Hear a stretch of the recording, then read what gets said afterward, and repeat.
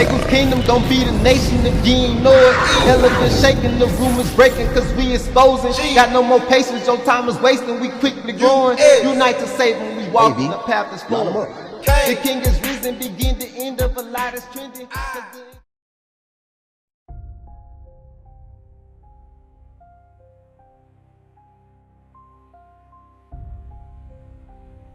Peace. It's a word we all know, right? A symbol we all recognize. But what if I told you that the peace sign that we all know, this one, it doesn't really represent peace at all? What if it was a victory sign of division, a trophy of conquest, a remnant of war far deeper than what we've all been taught? The V sign with the two fingers apart, the one we all throw up, popularized by Winston Churchill during World War II as a symbol of victory over Nazi Germany. But ask yourself, victory for who and at what cost? See, World War II wasn't just about Europe. It was a war built on the leftovers of colonial greed, an extension of the scramble for Africa, where European nations had already spent decades dividing up and conquering an entire continent. Germany lost its African colonies after World War I, and by World War II, Hitler wasn't just trying to reclaim European dominance. He wanted back what Germany lost in Africa, what Britain and France were still controlling. And here's where it gets interesting. The V sign with the two fingers apart wasn't just a war symbol. It became the new mark of victory over a divided people.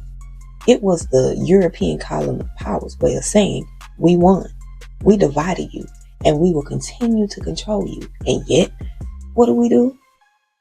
Call it today a peace sign. They gave us division, then rebranded it as unity. The same way they gave us slavery, then rebranded it as civilization. The same way they took our faith, stripped it down, and sold it back to us as a lie. The minute they flipped it, they made sure we stayed separated. The two fingers apart equals division. The two fingers together equals unity. They took what was whole and split it in two, just like they did with nations, races, and even our knowledge of God. But see, before Churchill, before the world wars, before colonization, there was another hand gesture, the real sign of unity and spiritual authority and divine truth with two fingers together, not apart. This was a sacred symbol of oneness. Why is it changed? Because peace wasn't the goal, control was. And here's where it gets even deeper. Let's talk about the Baphomet. You know, the image they use to represent Satan, evil, and the occult. But do you know what he's actually doing? He's holding up the original peace sign, the same one Christ and the saints and ancient priests used. So ask yourself, who decided to make this image evil and why? What if I told you that Baphomet isn't some demon, but a symbol of hidden knowledge? What if I told you it represents the duality of man, the same battle between good and evil we all carry within ourselves? What if I told you it was a warning and not a worship symbol? What if they called it demonic because it held the very key to understanding the lies we've been fed? And now, as always, we find ourselves back at the scramble for Africa, the siege of Magdala, and the hidden truth they never wanted us to uncover.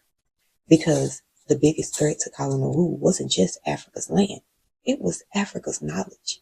It was the manuscripts, the texts, the sacred wisdom stolen from Ethiopia during the siege of Magdala in 1868. These weren't just books. These were the keys to who we are, who the real chosen people are, and what the world is really about. What did they do? They took it, locked them away in British museums, never returned them, and kept rewriting our history to fit their narrative. They took our symbols, flipped them upside down, then took our unity and turned it into division. They took our truth and replaced it with doctrine, propaganda, and deception. The greatest trick?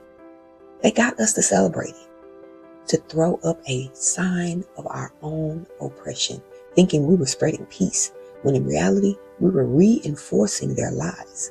So what does all this mean? It means we have to question everything, our history, our symbols, our beliefs, because what if the truth was never lost? It was just stolen and hidden in plain sight.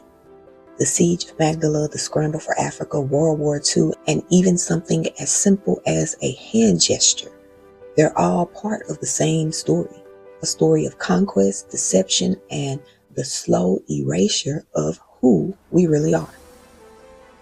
But the beautiful thing about truth, it always finds a way back. And if you're here, listening, questioning, then you're already on the path to reclaiming it. So next time someone throws up the peace sign, ask them, do you know what that really means? Peace to the real. And now you tripping cause you ain't listen to mind your business. Get up and spill out your cup, then come be a witness. Know what the deal is, you missed it again, see what happened. But it's okay cause we got to all you